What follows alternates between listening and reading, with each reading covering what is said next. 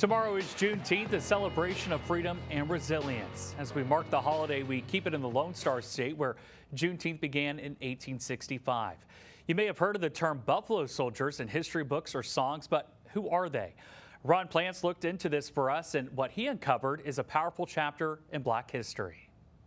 It was a buffalo soldier in the heart of America.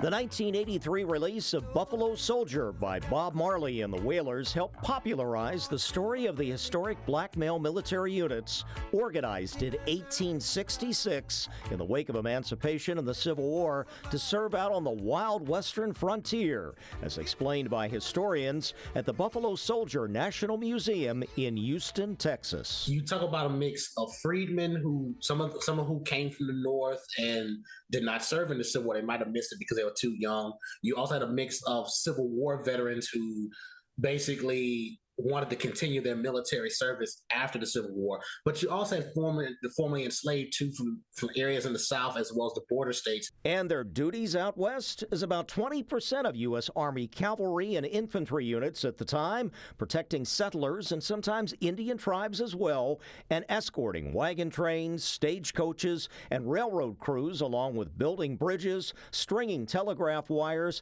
and eventually becoming the earliest form of National Park Service rangers, protecting wildlife from poachers.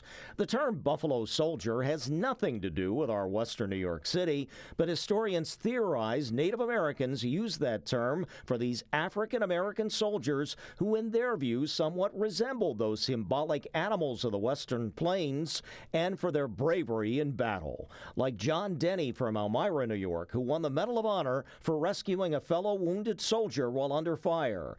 And yes, there was at least one female Buffalo Soldier, Cathay Williams, who posed as a man to enlist. Some say it had to do with the eye texture, or the eye color, the skin color, and the texture of the hair. Some say it had to do with the nation's fighting spirit. In the early 1900s, some members also served at Fort Ontario in Oswego, New York, on Lake Ontario. Enlistment for Buffalo Soldiers meant $13 a month, with food, clothing, and shelter, but also some rights like reading and writing instruction, not always granted back then to black civilians, with racism and perhaps grudging respect above prejudice as professional soldiers with military careers. The museum shows how they persevered and helped lead the way for other black soldiers in later years in U.S. history, with eventual desegregation of the armed forces, even reaching for the stars as astronauts. While the focus tends to be on the Buffalo Soldiers, we also chronicle pretty much black military history from basically the American Revolutionary War to the modern era. The museum plans to observe the 160th anniversary of Juneteenth with a Buffalo Soldiers military reenactors event and a seminar on the real meaning of emancipation and how military duty affected African Americans who served. What's the long-term multi-generational impacts after those veterans came home? How did their military experience impact them? Like, how did it lead to them becoming either leaders in their community, or how did it lead them to doing certain innovations and stuff like that?